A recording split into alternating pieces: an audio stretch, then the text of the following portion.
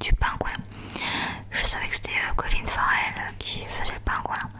Et moi dans ma tête, je savais pas trop ce que ça allait donner, mais comme j'aime bien Colin Farrell, je me suis dit que ça allait être top. Et aussi, c'est le truc, c'est que je faisais la comparaison avec le Batman de Tim Burton, Batman le défi, avec dans le rôle du pingouin Danny DeVito. Et là, quand j'ai vu Colin Farrell, d'ailleurs, avec mon copain, moi je lui disais que c'était Colin Farrell parce que j'avais entendu que c'était lui qui jouait. Mais il me disait pas, il l'avait pas reconnu. Et moi, j'avoue que même en sachant que c'était lui, je l'ai pas reconnu physiquement, quoi. Il était méconnaissable. Il s'est fait une tête à la Al Capone. On dirait vraiment De Niro qui fait Al Capone. Et donc voilà, c'est dedans dans le film, c'est un mafieux. Alors, excusez-moi parce que j'ai eu une petite coupure. Oui, je disais que j'avais été déçue parce que en fait, je faisais trop la comparaison avec le pingouin dans Batman le défi. Et j'avais tellement adoré ce personnage. Il était effrayant et touchant. Et c'était vraiment bien fait, l'esthétique, le visuel dans le film de Tim Burton. Donc du coup, je trouvais que bon, après il prenait, bon et voilà, il voulait prendre comme de Batman les défis, il y avait Catwoman et le pingouin. Mais je trouvais qu'ils avaient pas, enfin autant Catwoman, le rôle, ça passe bien dans le film. Mais le pingouin, je vois pas trop le petit plus, quoi. Je trouve qu'ils en ont fait un personnage pas très, enfin pas trop en valeur, quoi. Mais bon, après c'est mon avis. Et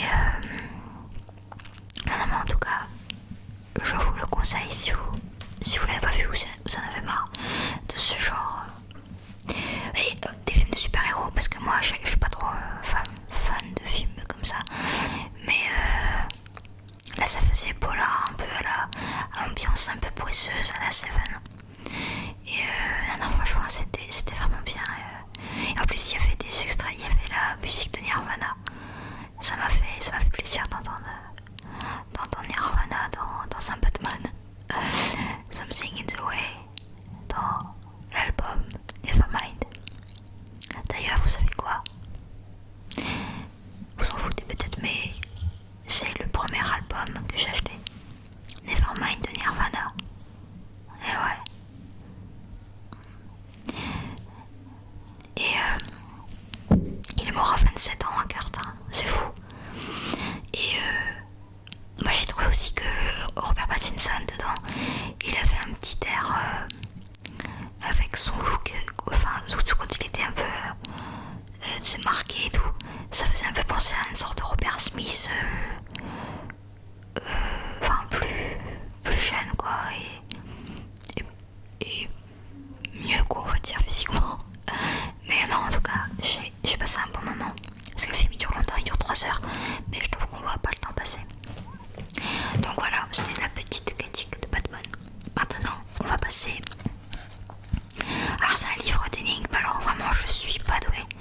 Je n'arrive pas du tout. J'ai pas fait tous les exercices, mais ce que j'ai fait, je trouve pas. Donc je vais voir si vous êtes plus doué que moi. Bon là il y a beaucoup de visuels, donc je vais surtout vous lire les textes.